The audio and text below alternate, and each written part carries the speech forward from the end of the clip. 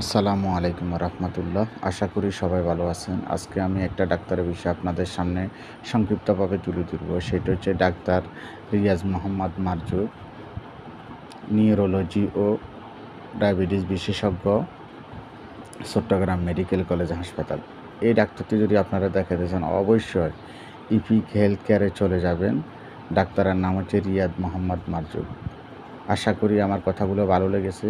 আসসালামু আলাইকুম রহমতুল্লাহ।